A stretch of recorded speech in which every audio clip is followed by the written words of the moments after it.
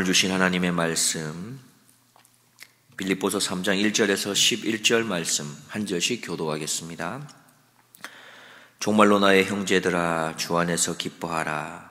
너희에게 같은 말을 쓰는 것이 내게는 수고로움이 없고 너희에게는 안전하니라. 개들을 삼가고 행악하는 자들을 삼가고 손할례당을 삼가라. 하나님의 성령으로 봉사하며 그리스도 예수로 자랑하고 육체를 신뢰하지 아니하는 우리가 곧 할례당이라.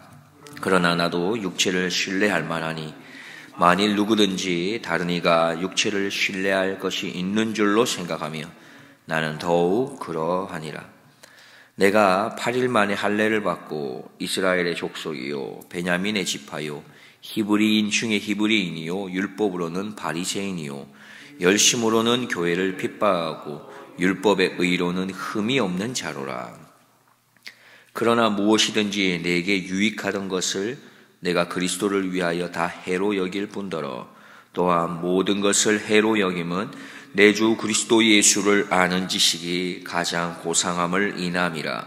내가 그를 위하여 모든 것을 잃어버리고 배설물로 여김은 그리스도를 얻고 그 안에서 발견되려 함이니 내가 가진 의는 율법에서 난 것이 아니요 오직 그리스도를 믿음으로 말미암은 것이니 곧 믿음으로 하나님께로 난 의라. 내가 그리스도와 그 부활의 권능과 그 고난의 참리함을 알려하여 그의 죽으심을 본받아 함께 보겠습니다. 어찌하든지 죽은 자 가운데서 부활에 이르려 하노니. 아멘.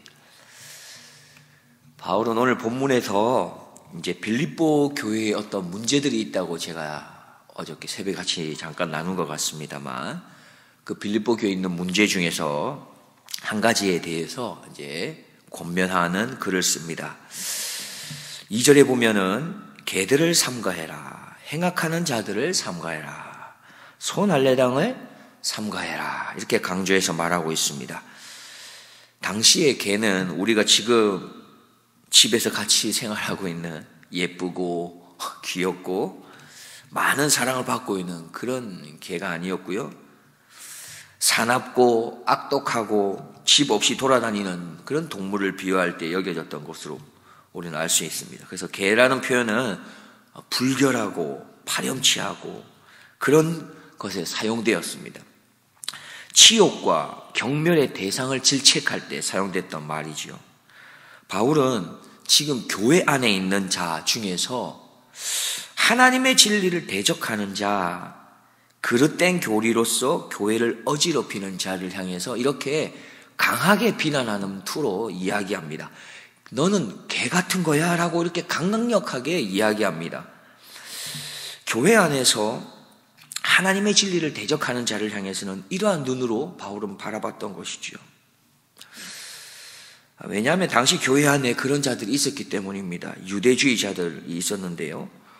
하나님의 은혜를 의지하기보다는 자신이 지켜오고 자신이 고수해왔던 율법, 그것을 지키는 게 더 중요한 것으로 여겼던 자들입니다.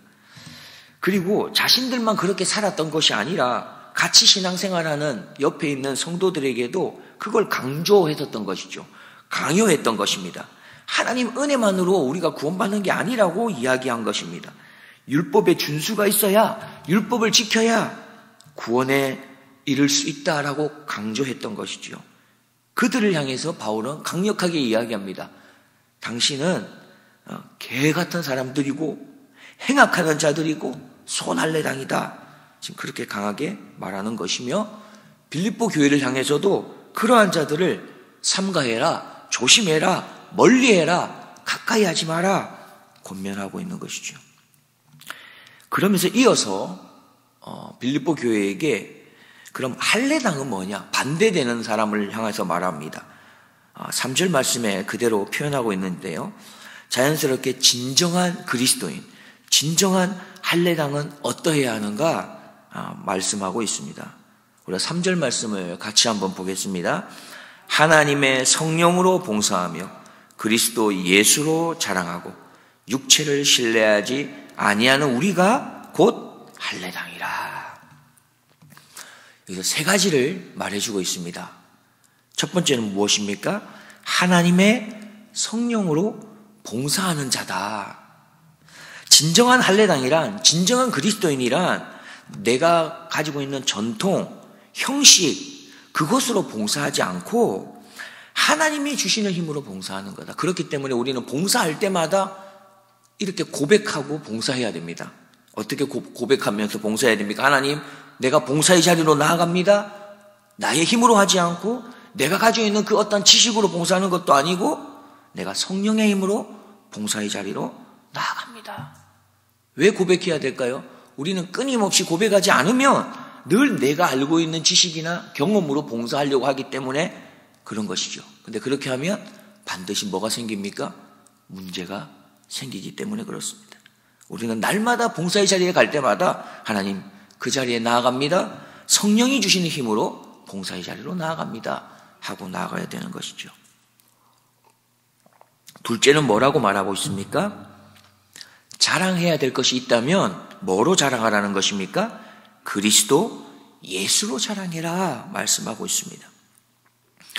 네가 교회 활동이나 또 그리스도인으로서 선을 베풀 때가 있고 또 열심히 다른 사람보다 내가 더 열심히 해야지, 내가 더 잘 섬겨야지 하는 마음으로 노력할 때가 있고, 그러다 보면은 교회 안에서나 여러 가지 모습 속에 나의 공로가 이렇게 드러날 때가 있다라는 거예요. 그러면 어떻게 하라는 거죠? 그러한 것을 자랑해서는 안 된다는 겁니다. 아니, 어떻게 보면 자연스럽게 우리 안에 그걸 자랑하고 싶은 것들이 스물스물 나올 수밖에 없을 거라는 거예요. 우리는 인간이기 때문에. 그럴 때 너희들 조심하고 뭐 해라? 그거 자랑하는 게 아니라 뭘 자랑하라는 거예요? 예수 그리스도를 자랑해야 된다. 혹 좋은 일이 있으면 그 좋은 일을 자랑하는 게 아니라 예수 그리스도를 자랑하고, 혹 어려움이 있어도 그 안에서 예수 그리스도가 나타날 수 있도록 하는 거다. 그게 참 그리스도인의 모습이다 말씀하십니다. 마지막 세 번째로 뭐라고 말씀합니까? 육체를 신뢰하지 않아야 한다 말합니다. 다시 말하면 나를 신뢰하지 않는 거다. 또 다시 다른 표현을 하면 내 힘으로 무엇인가 율법을 잘 지켜서 의로운 게 나올 수 있을 거라고 하는 그런 생각을 가져도 안 된다는 거예요. 나한테서 나올 수 있는 것 중에서 의로움이 있다면 그게 누구로부터 나오는 거라는 것이죠? 하나님으로부터 나온 거다. 이것을 잊지 말아야 된다 말합니다. 그래서 오직 하나님만 신뢰해야 한다 말하는 것이죠.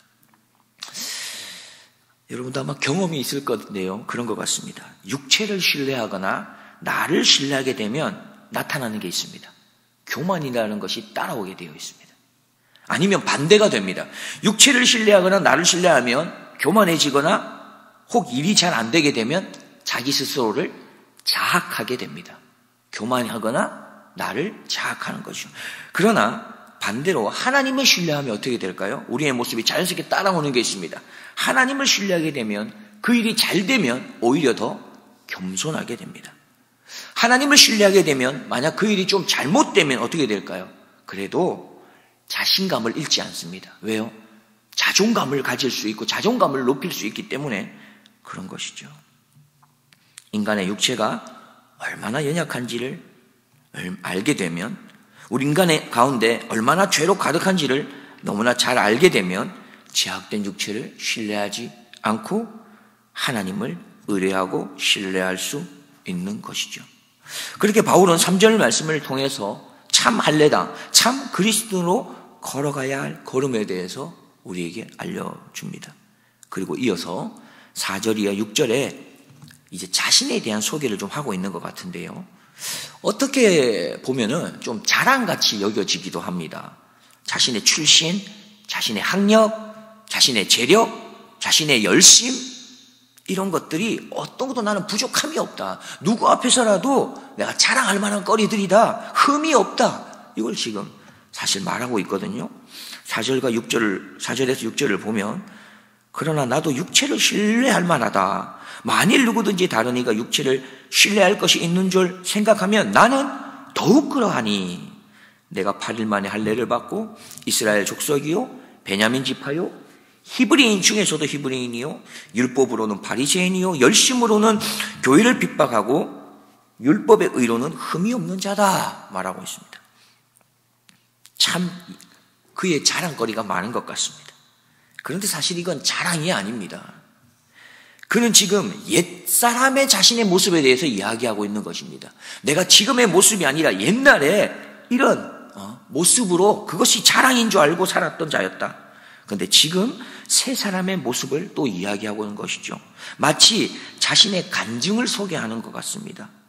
그리스도인으로서 살아갈 길이 얼마나 귀한 것인지를 더 강력하게 나타내고자 옛적 자기의 모습을 말하고 있는 것입니다. 그렇게 그는 4절 이하 6절에서 자랑으로 보여지던 이야기를 7절부터 바울은 누구도 예상치 못한 이야기로 펼쳐가고 있는데요.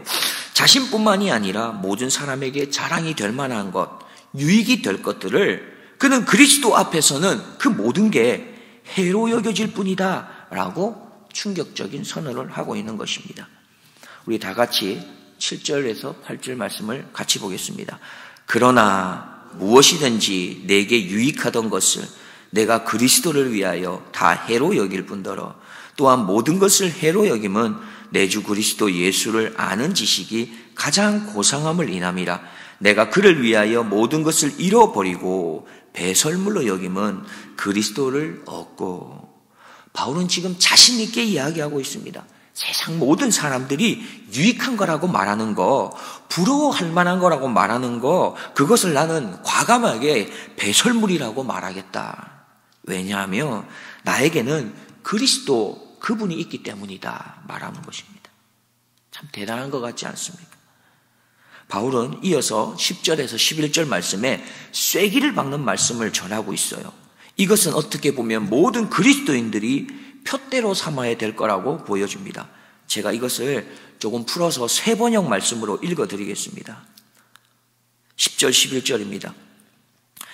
바울이 말합니다. 내가 바라는 것은 그리스도를 알고 그분의 부활의 권능을 깨닫고 그분의 고난에 동참하여 그분의 죽으심을 본받는 것입니다. 그리하여 나는 어떻게 해서든 죽은 사람들 가운데서 살아나는 부활에 이르고 싶습니다. 이게 바울이 하는 고백입니다. 바울은 그리스도를 알기를 원하는 마음이 가슴에 가득했습니다.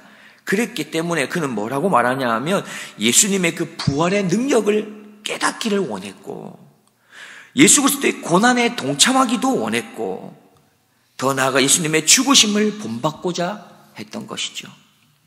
왜냐하면 예수님과 함께 부활에 동참하고 싶었기 때문에 그렇습니다. 바울의 궁극적인 인생의 소망은 예수님과 함께 부활에 동참하는 것임을 확신하고 깨닫고 있었기 때문입니다. 바울의 고백을 한번 들어보십시오. 이것이 우리의 고백이 되었으면 참 좋겠습니다. 왜냐하면 우리의 신앙의 경주 또한 아직까지 끝나지 않았기 때문에 그런 것이죠. 빌립보서 1장 20절과 21절입니다. 나의 간절한 기대와 소망을 따라 아무 일에든지 부끄럽지 아니하고 오직 전과 같이 이제도 온전히 담대해서 살든지 죽든지 내 몸에서 그리스도가 존귀히 되게 하려 하나니 이는 내게 사는 것이 그리스도니 죽는 것도 유익함이니라. 우리의 신앙의 경주는 시작되었지만 아직 끝난 것은 아닙니다. 달려가야 할 길이 있고 그 달려가는 길이 우리의 마지막 소망이 되는 부활의 소망에 함께 동참하는 것이죠.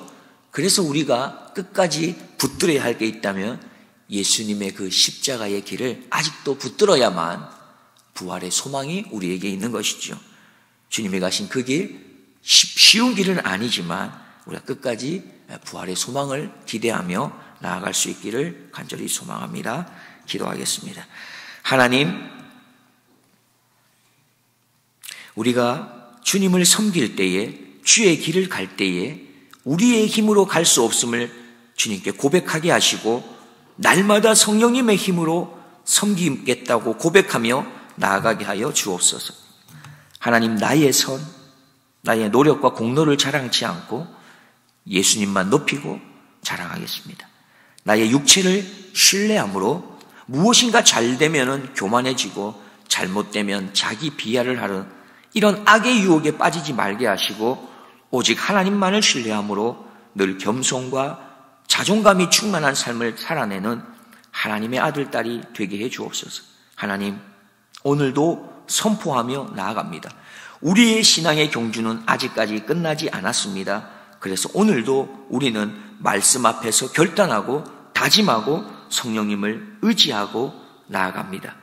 우리를 도우시며 끝까지 인도해 주시는 우리 구주 예수 그리스도의 이름으로 기도드리옵나이다. 아멘.